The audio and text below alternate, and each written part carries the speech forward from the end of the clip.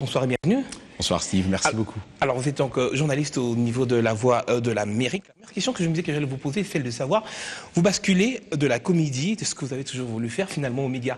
Comment expliquer cette transition? Très très bonne question. Vous savez, moi j'ai toujours dit que nous, notre travail de journaliste implique aussi le acting. Nous sommes aussi des acteurs quelque part. Je crois que cette transition a été beaucoup plus facile parce que je crois que oui, je suis cinéaste, comédien, acteur, mais aussi journaliste, donc ça facilite un peu tout ce que je fais. Il était donc impossible carrément d'éviter... Exactement, parce que qu'est-ce qu'on fait? On ne fait que parler. Bah, très bien. Alors donc, vous arrivez aux États-Unis, vous commencez une formation dans le théâtre et finalement vous basculez dans ce que vos parents auraient voulu que vous fassiez. Alors, non, j'ai pas basculé à la comédie. J'étais professeur pendant plus de 15 ans. J'ai enseigné d'abord au lycée et puis 5 ans, j'ai enseigné à l'université. J'étais enseignant de l'informatique. J'enseignais l'informatique, le latin, le français. Le acting, c'était beaucoup plus une passion.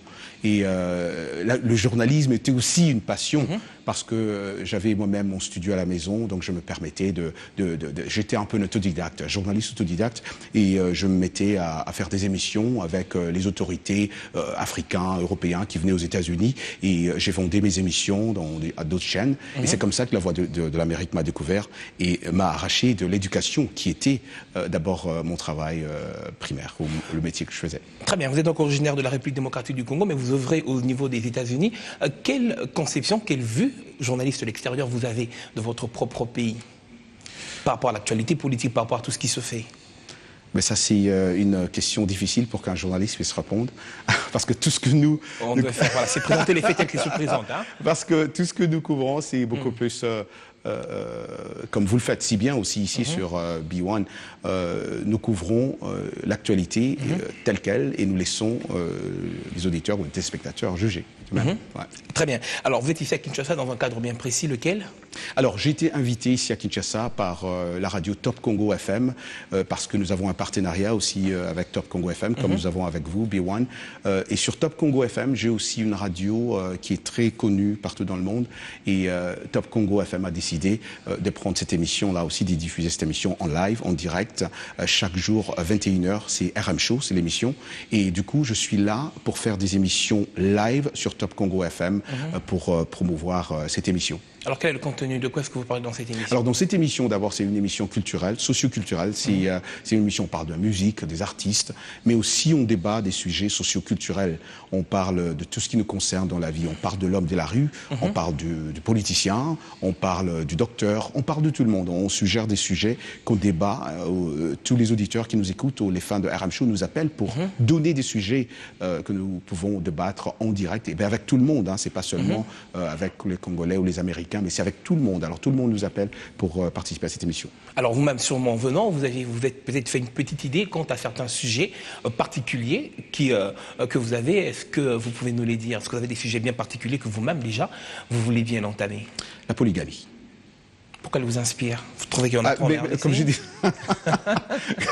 Sans que les auditeurs vont parler, mais vous-même, vous partez sûrement d'un cas précis. Écoutez, moi, je suis juste le médium qu'on utilise pour ça, mais ils ont suggéré la polygamie parce qu'ils se disent que c'est un problème qui nous concerne tous aujourd'hui et qui concerne tout le monde. Alors, peut-être on va ajouter avec vous, être journaliste africain au niveau des États-Unis, est-ce que vous avez comme l'impression que parfois vous êtes marginalisé avec votre origine africaine? Une très très bonne question, Steve, une très bonne question parce que dire non serait un mensonge. Ce n'est pas facile pour nous. Je ne peux pas ici dire de mensonge. C'est pas facile pour nous, journalistes africains à l'étranger. J'ai parlé aujourd'hui aux étudiants de l'IFASIC et je leur ai dit exactement la même chose. C'est pas facile pour nous parce que on doit prouver plus que les autochtones, les originaires, les originaires, exactement. Et donc on doit prouver pour que Roger Muntu soit où Roger Muntu est. Ça n'a pas été facile, c'est pas facile et ça va pas être facile. Donc du coup on a vraiment besoin de support de nos frères et sœurs.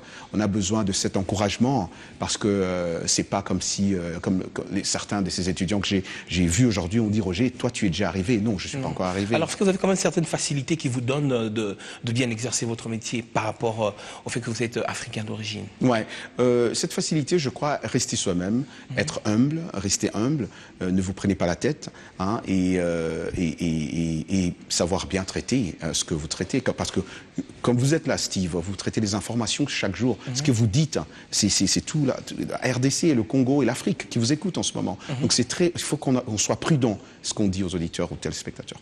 Très bien. Merci Roger Moutou. Merci Avant de nous beaucoup. séparer, peut-être un mot particulier, avez-vous quelque Bien. chose que vous aurez voulu dire comme un bon journaliste, peut-être que nous n'avons pas abordé. Mais moi, je veux dire merci beaucoup à B1 de me recevoir ici. C'est un privilège parce que vous êtes suivi partout dans le monde. Vous êtes beaucoup apprécié partout dans le monde. Et c'est vraiment une chaîne qui est respectée. Moi, je travaille à La Voix de l'Amérique. Vous êtes beaucoup apprécié à La Voix de l'Amérique. Les autorités de La Voix de l'Amérique apprécient ce que vous faites.